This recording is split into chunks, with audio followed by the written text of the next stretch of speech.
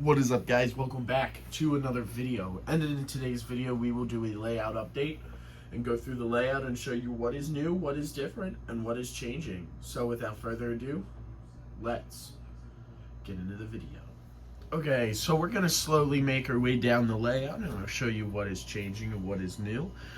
First, we're going to start out in this back corner here, and what has changed back here? Well, not much other than the fact that I did start mapping out some roads.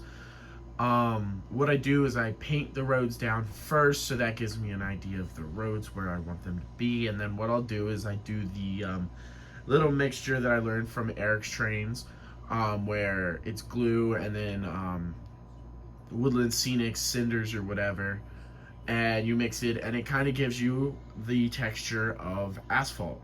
And then I'll do that once the road is complete, because it's way easier to cover over black spray paint than it is the road.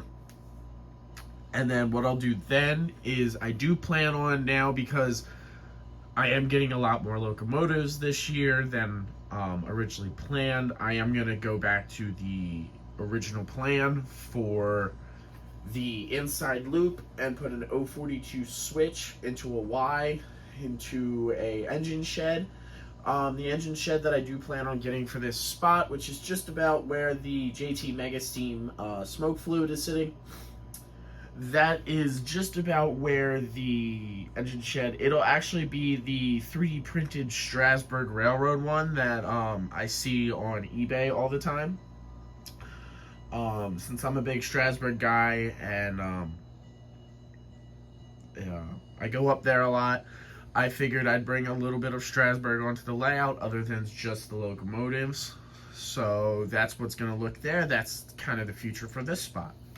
Okay, so now we're sitting in the biggest portion of changes on the layout here, and that is the mountain. So in the last video, you guys would have seen this mountain was just the cardboard lattice. There was no tunnel portal on the top. Since then, I've managed to plaster sheet over the cardboard. All the tunnel portals are slowly getting there. I gotta clean some of them. I want to weather some. The top tunnel portal is actually a Woodland Scenics one. I have one more tunnel portal to get, and that's going to go over into the far side on the top loop. My plans for that is to have a little town up on top of that mountain, and hopefully you see a little cardboard thing there. That's just mapping out an idea I have of putting a little unloading and offloading platform there for like freight, so you could back a train in and unload freight and stuff like that. So that's just an idea I have. So yeah, so let's continue moving down the layout and we'll get more into some of the updates. Okay, so we're slightly a little bit past the mountain now. Now, what I wanted to show here is I now have the Warner Brothers Lionel water tower on the right hand. That is probably going to take up that spot. The reason I got the Warner Brothers one is my second year in college. My college went to the Rose Bowl or the Rose Parade, I should say, for marching band. And I got to go to see Warner Brothers, and I actually got to see the water tower they have there.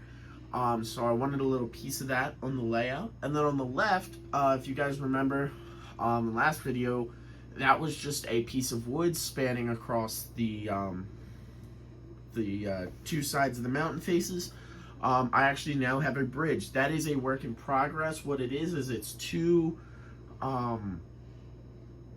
girder pieces painted kind of grayish silver with a black walkway, and then the middle piece is an MTH bridge. And then my plans are to continue the railings across, and it'll kind of be a girder bridge, but kind of also have that piece in the middle. I wanted something different than just a girder bridge, or if you guys remember, my original plan for this was a wood trestle, and I decided to not go with that because one, the gapping in between the tracks is not as big as I thought it was originally going to be, nor is the mountain as big there. And I also wanted more viewing of the trains coming in and out of that tunnel. So yeah.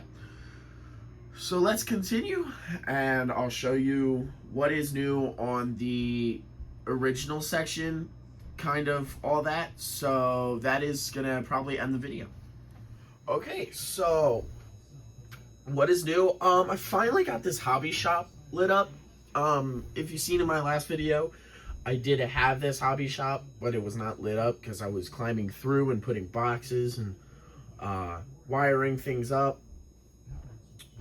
But I did finally decide to wire this up, as everything, hopefully as of now, that I need to put under the layout is under the layout, and there is nothing, knock on wood right now, that needs wired. And this is really the only good point of access.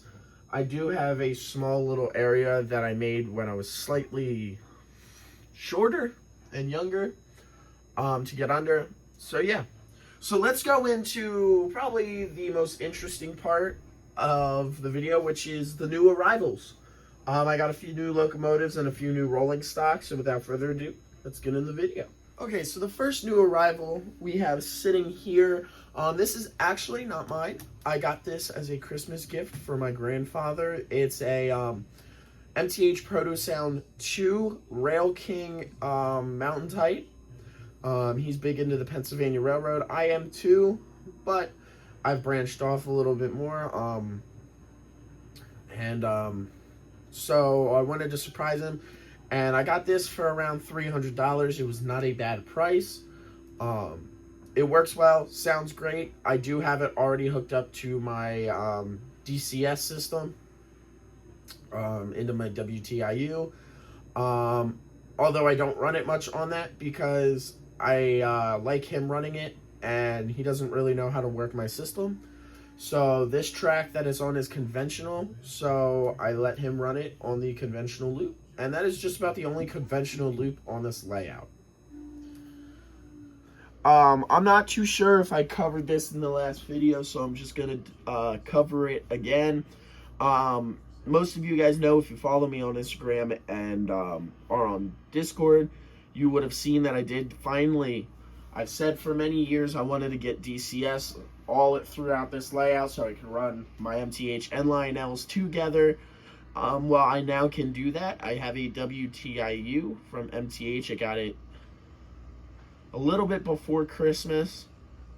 So that was a big help on when we kind of have our family gatherings for the holidays. I can show off my MTH locomotives and show off the full capability of those locomotives. So yeah, so let's go into the final new addition, and that'll end the video off. Okay, so this is one new addition that I'm super excited about. I just got it in the mail yesterday from Trains. This is a very big addition for me. I've always wanted a GS4 Daylight, but I've never been able to because a lot of the newer ones are 072. And if you guys know my layout, I run 060 and 042. And luckily, they had a few Protosound 1s. I got very lucky to get this one, and it is Protosound 1, but the nice thing about that is it does run on 054. Right now I do have it running on 042, as that is the largest loop I have that isn't hooked up to DCS. I'm hoping here in a little bit I can go up to my one guy that I like going to and see if he can upgrade it to Protosound 3. That is my main goal, and then I do got to get matching passenger cars, but I find that is a lot easier to find Daylight cars than it is Norfolk and Western. But yeah, so that is it. Hopefully here in the near future, I will have one more locomotive, and that is the Lionel Legacy Scale Polar Express. Right now I have that on layaway. I do plan on getting that here soon off of layaway.